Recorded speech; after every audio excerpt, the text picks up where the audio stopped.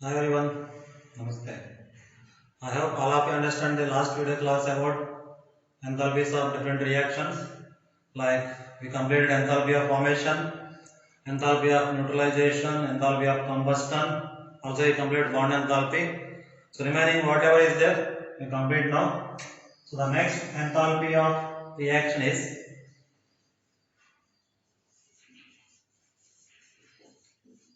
enthalpy of solution. So the next one is enthalpy of solution. Standard enthalpy of solution.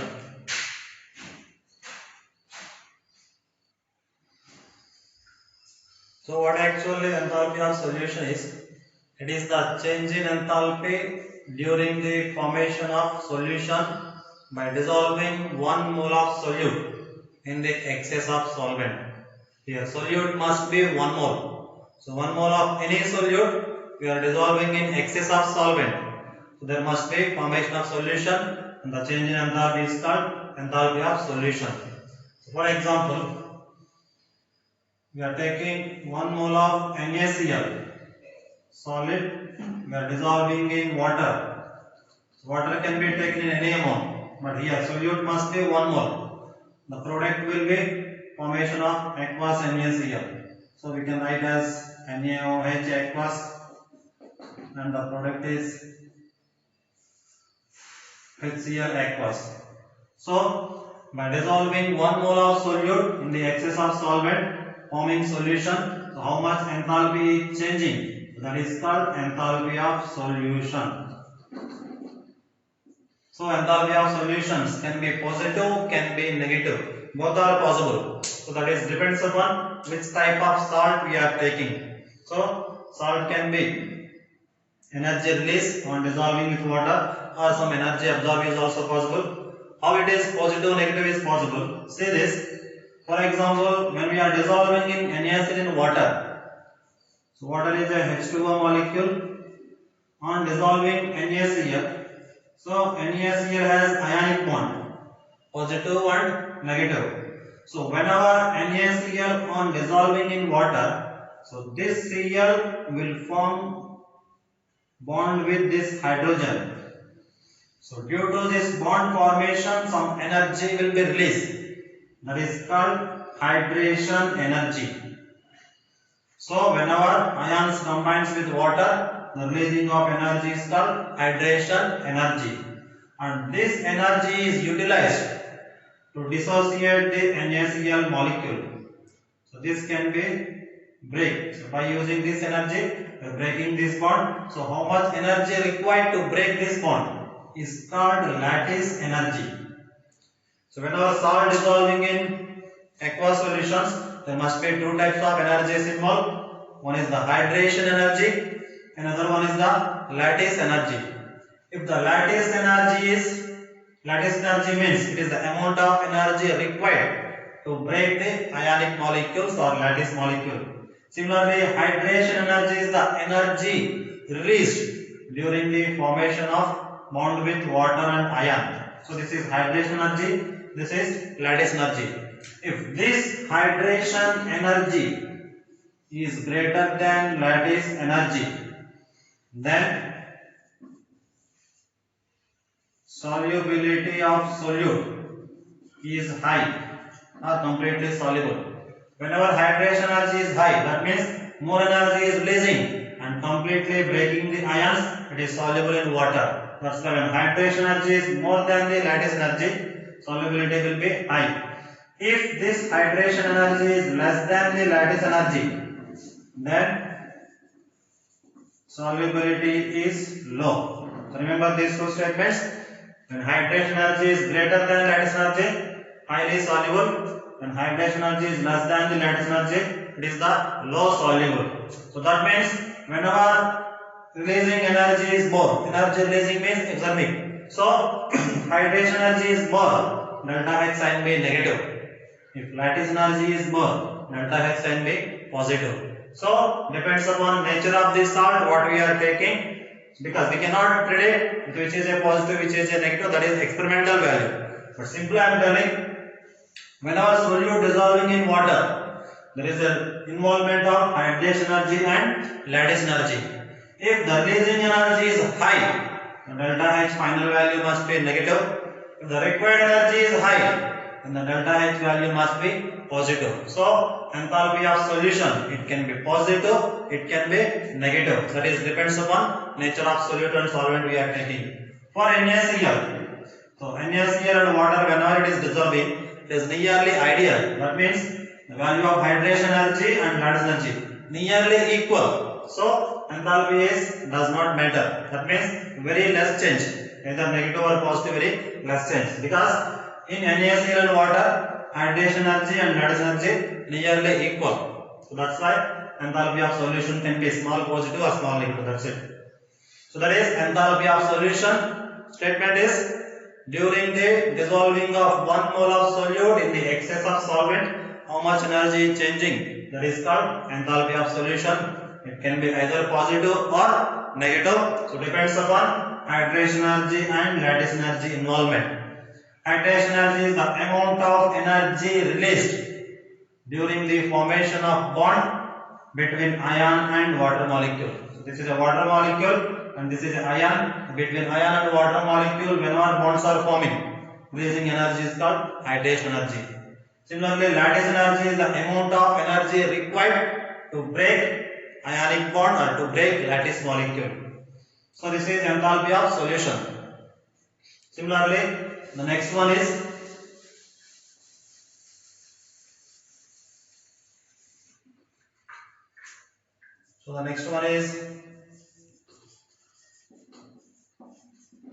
enthalpy of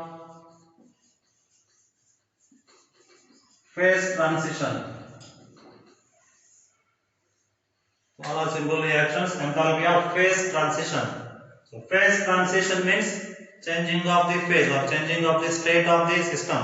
Liquid to solid, solid to gas, gas to solid, whatever. So whenever in a chemical reaction, if physical state is changing, how much energy is required or how much energy is changing, that is called enthalpy of phase transitions. For example, 1 mole of water we are converted to gas. So in this reaction, how much enthalpy is changing, that is called enthalpy of phase transition. Simple. Similarly, we are taking sodium solid, we are converted to sodium gas. In this reaction, solid is converted to gas. So from 1 mole of reactants, when our phase is changing, how much energy is required or how much enthalpy is changing, that is called enthalpy of phase transition. So this we can call enthalpy of phase transition. When solid to gas is changing, so this we can call enthalpy of sublimation. Enthalpy of sublimation. Because when solid is directly converted to gas, the process is called sublimation. When liquid is directly converted to gas, this is called simply enthalpy of vaporization. Enthalpy of vaporization. So when liquid is converted to gas, solid is converted to gas, that is called sublimation. So phase transition. So during the phase transition of 1 mole of substance, how much enthalpy is changing, that is called enthalpy of phase transition. So all are simple statements. So again, phase transition can be negative or positive. So depends upon which phase to which phase it is transferring. Suppose the solid to gas it is transferring, so it has to absorb energy. Delta H should be positive. Similarly, if gas to liquid or gas to solid it is transferring, so energy can be released. So the enthalpy can be negative. So depends upon which phase is involving, it can be positive or negative. So similarly, the next one is enthalpy of allotropic change. Enthalpy of allotropic change. So that means whenever one allotrope is converted to another allotrope, how much enthalpy is changing, that is called simply enthalpy of allotrope. So example of reaction. So carbon we are taking, carbon exists in two forms, graphite and diamond. So during this transition, how much enthalpy is changing? That is called enthalpy of allotropic change. Like that, sulfur will exist in number of forms. Suppose we are taking orthorhombic, it changes to monoclinic. Sulfur exists in mainly two allotropic form. One is orthorhombic and monoclinic. So in this reaction, how much enthalpy is changing? That is called enthalpy of allotropic change. So enthalpy of solution during the dissolution of 1 mole of solute in this excess of solvent, how much enthalpy is changing? That is called enthalpy of solution. It can be positive, negative, so depends. Similarly, enthalpy of phase transition, when compounds can be converted to one state to another state, how much enthalpy is changing? That is called enthalpy of phase transition. It can also be either negative or positive, depends upon which state we are taking. Next one is enthalpy of allotropic change. When the reaction involves allotropic change, then the change in enthalpy is called enthalpy of allotropic change. It can also be either positive or negative, so depends upon which allotropes are changing. So values they will give in the exam, but just we have to remember which is negative, which is positive, or it can be both. All these reactions enthalpy can be positive also possible, can be negative also possible. But we completed enthalpy of combustion. So combustion is always exothermic, it should be negative. Similarly, we completed enthalpy of neutralization, always energy release, it should be also negative. Formation can be positive or negative. So like that, another one is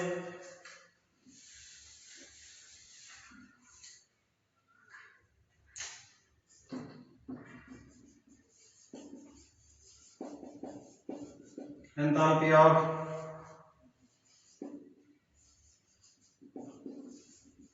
atomization.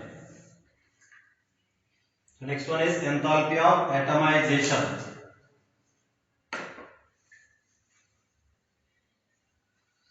So what enthalpy of atomization is? So it is the change in enthalpy during the formation of gaseous atoms. So during the formation of gaseous atom from 1 mole of reagent. Here reactant must be 1 mole and the product must be gaseous atoms. So from 1 mole of any reactant, so reactant can be anything. It can be gas, it can be solid, it can be liquid, it can be atom, it can be molecule, whatever. From any 1 mole of reactant, we are producing gaseous atoms. Then how much enthalpy is changing? That is called enthalpy of atomization. So statement. So during the formation of gaseous atoms from 1 mole of reactant, how much energy is changing? That is called enthalpy of atomization. For example, see this. Sodium metal I am taking. It is existing in solid form and it is directly converted to gaseous form. Suppose here reactant is 1 mole. So 1 mole of reactant we are converted to gaseous atom. So formation of gaseous atom from 1 mole of reactant. The reaction is called enthalpy of atomization, is represented with delta HA. Atomization means A. Similarly, if I am taking 1 mole of H2 gas, it is converted to 2 moles of hydrogen gaseous atom. Observe here also, product is gaseous atoms. Product must be gaseous atoms. Here product is gaseous atoms and reactant is 1 mole. Reactant can be anything. It can be atom, it can be molecule, it can be in solid form, liquid form, gaseous form, whatever. So from 1 mole of any reactant, we are producing gaseous atom. Then the change in enthalpy is called enthalpy of atomization. So this is also enthalpy of atomization. But remember here, this reaction is also called enthalpy of sublimation. Is it or not? Because here 1 mole of solid is converted to gas. That is enthalpy of sublimation. So enthalpy of atomization can be enthalpy of sublimation. See the second reaction. Here hydrogen molecule breaking into atoms. This is also called enthalpy of dissociation. Because H2 molecule dissociate into hydrogen atom. That's why it is called enthalpy of dissociation. So, an enthalpy of atomization is also called enthalpy of dissociation. Also called bond enthalpy. Because here one mole of bond is there. So, we can also call bond enthalpy of hydrogen. So, enthalpy of atomization can be any type. It can be enthalpy of sublimation. It can be enthalpy of vaporization. It can be enthalpy of dissociation. Anything is possible. Another one. See this. You are taking 1 mole of methane gas. If it is converted to carbon gas and 4 hydrogen gaseous atoms. In all product or gaseous atom producing from 1 mole of reactant. This is also called enthalpy of atomization. So, atomization applicable to formation of atoms from 1 mole of reactant. So, these are the extra reactants: enthalpy of solution, phase transition, allotropic and atomization. But important, mostly questions will give from either from formation, combustion and neutralization. Those three are important. Also bond energy. So these are some extra definitions. Mostly questions will come from bond energy, combustion, formation and neutralization. So remember that 4. So you see one question.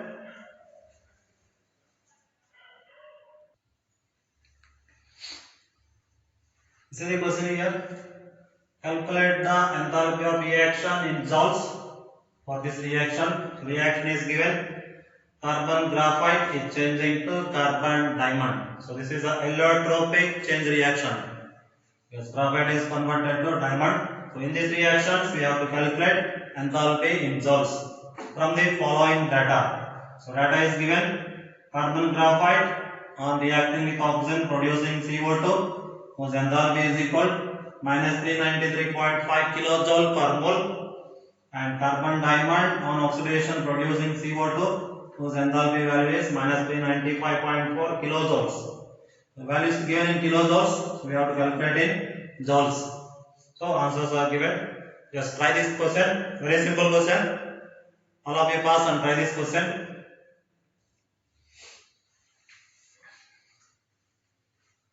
So this we have to find out enthalpy. So shortcut I already told, but simply see this. Carbon graphite and carbon diamond. So this reaction we require. So whenever you are not using the formulas, remember that a given reaction we have to form by the given equation. This is the required equation and these two are given equations.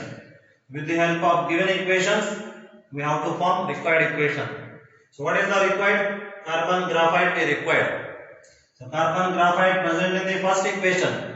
And we required in the reactant side, it is also present in the reactant side. So that's why these reactions we have to take as usual. That means carbon graphite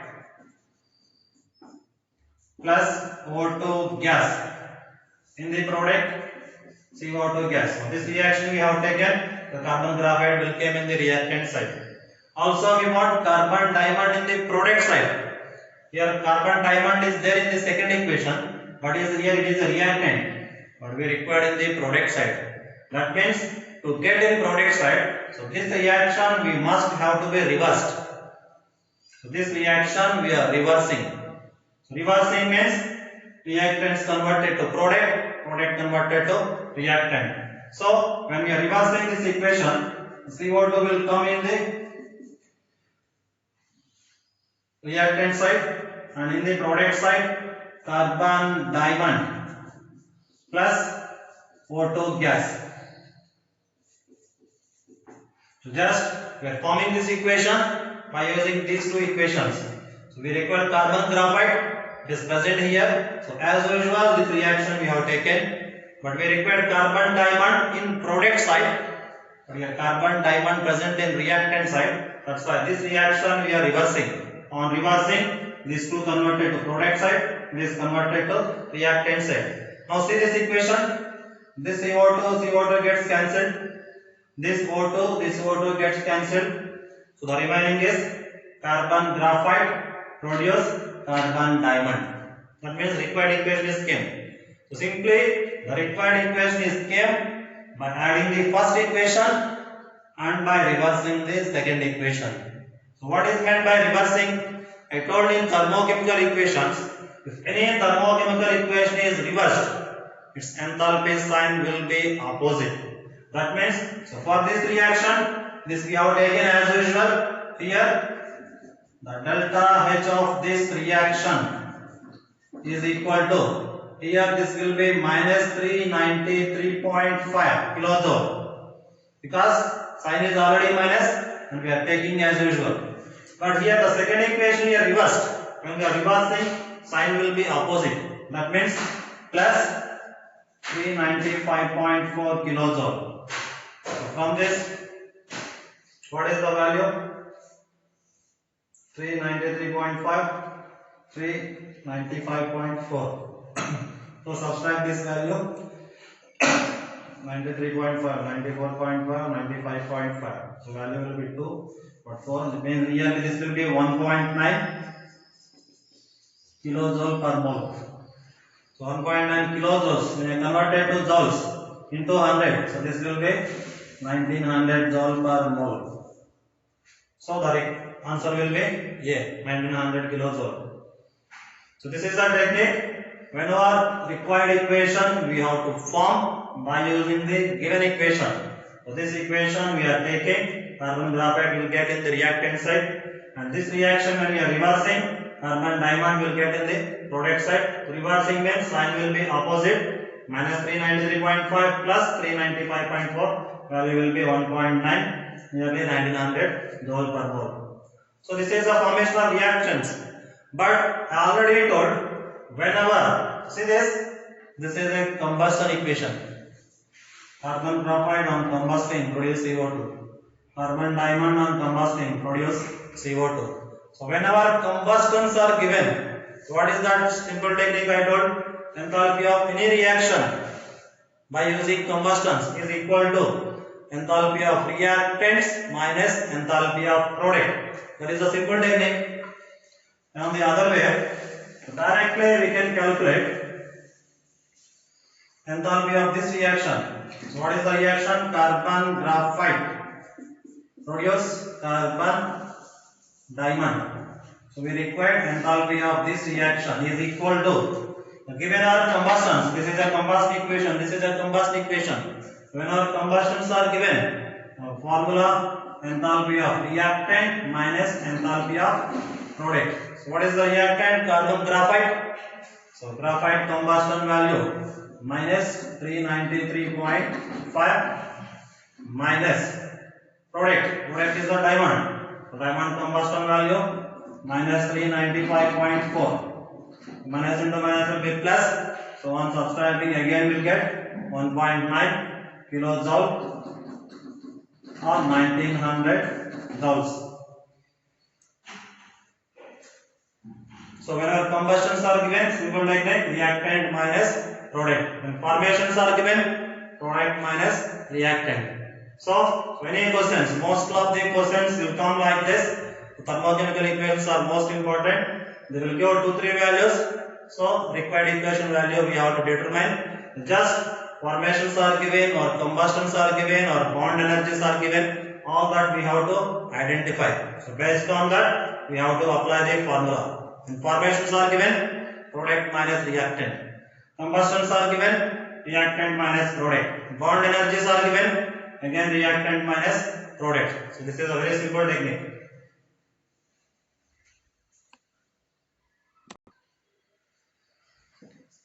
So we completed mostly all thermochemical equations. Mostly nearly 8 equations we completed. Extra also there, but that is not required. Enthalpy of hydration is there. So enthalpy of other molecules are there but not required. Mostly any questions will come from neutralization, formation, combustion, and so this bond energies. Mostly 4 are important. I have given total 8 equations. Now we will continue. So next topic is Hess law. The next topic is Hess law. This is also called Hess law of constant heat summation. So Hess law is also called Hess law of constant heat summation. So what Hess law says that, so the statement of Hess law, so the enthalpy of any reaction is always constant. So enthalpy of any reaction is always constant, whether the reaction carried directly or indirectly. So that means if any reaction takes place in one step or it is takes place in number of steps, the total change in enthalpy is always constant. That is called Hess law, also called Hess law of constant heat summation. So according to Hess law, heat always constant. Heat means not the path function value. Here heat means heat at constant pressure. That means enthalpy. So enthalpy of any reaction is always constant. See this. The reaction is taking place from A to B. Reaction is taking place from A to B. Here the change in enthalpy we are taking as suppose enthalpy of reaction. Here enthalpy of direct reaction is equal to delta H. Now reaction can be takes place in number of steps also. First A is converted to B. Further B is converted to C. After that C is again converted to B. So one possibility is directly going to B. Another possibility it is indirectly going to B. Sorry, take one other letter. Just here take as a C, take as a D, simple. So A to B directly going, A to C, C to D, after that D to B.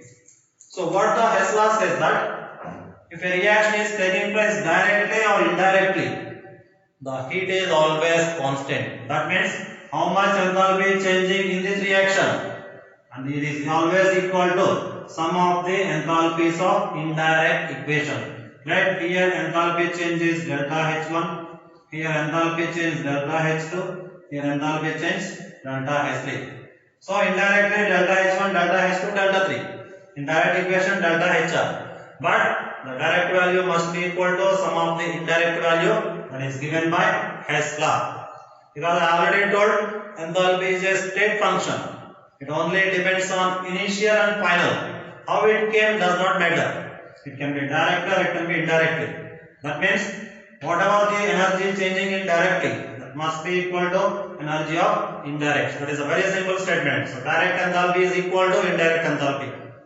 So from this you can identify enthalpy of reaction is equal to delta H1 plus delta H2 and delta H3. So this is the Hess law of constant heat. So simply it says that heat is a state function. It always, heat means heat at constant pressure, not exact heat. Heat at constant pressure, enthalpy. So enthalpy is a state function. It only depends on initial and final value. It does not depend on path transfer. So it is a path independent function. So that's why the direct enthalpy must be equal to sum of indirect enthalpies. So this is the Hess law of constant heat. So based on this Hess law, one cycle is proposed that is called Born-Haber cycle. With the help of Born-Haber cycle, we can predict the unknown values of anything, that is mostly for lattice enthalpy. For example, see this.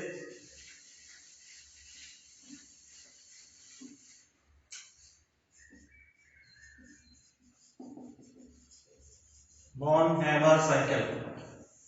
So this Born-Haber cycle is based on Hess law. It is mainly used for the determination of lattice enthalpy.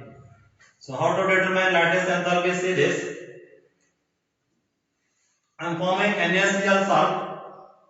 NaCl salt is formed by sodium solid plus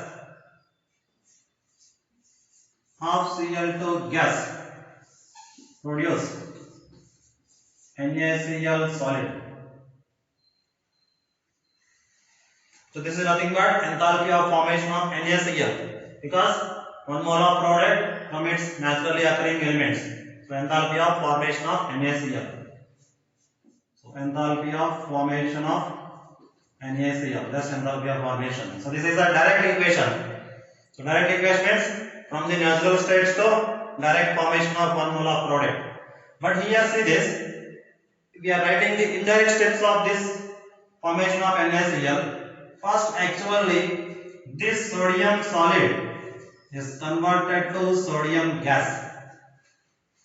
Sodium solid is converted to sodium gas. Similarly, this sodium gas again it is converted to sodium ion, gaseous ion. Similarly, here the Cl2 is a molecule. It is dissociated to Cl gaseous atom, and further it is converted to Cl minus gaseous atom. So Na plus gas, Cl minus gas. When these two are combining, also we get NaCl solid. So all these are indirect step. This is the direct step. So here solid is converted to gas. So this is called enthalpy of sublimation. Enthalpy of sublimation. Here gas is converted to ion. See this. It is Na converted to Na plus. That means positive means loss of electron. So to remove electron from gaseous atom, the required energy is called ionization energy. That's why this is called enthalpy of ionization. Similarly, this is a Cl2 molecule converted to atom. Cl bond Cl. When bond is breaking, we get Cl gas atom. So that's why it is called enthalpy of dissociation. But here only half mole is there. That's why you can take half into enthalpy of dissociation. Now in this Cl gas is converted to Cl minus. So negative charge is coming means addition of electron. So during the addition of electron, energy will be released. So that is called electron affinity. Enthalpy of electron affinity. Okay, what is required? Now we get Na plus and Cl minus. When gaseous ions combining to formation of 1 mole of salt, the releasing energy is called lattice enthalpy. So this is the direct equation. Enthalpy of formation is must be equal to sum of the indirect according to Hess law, because NaCl is directly forming or indirectly forming. Heat is constant, so that is a state function. So that's why the heat of a reaction is always equal to heat of the direct steps.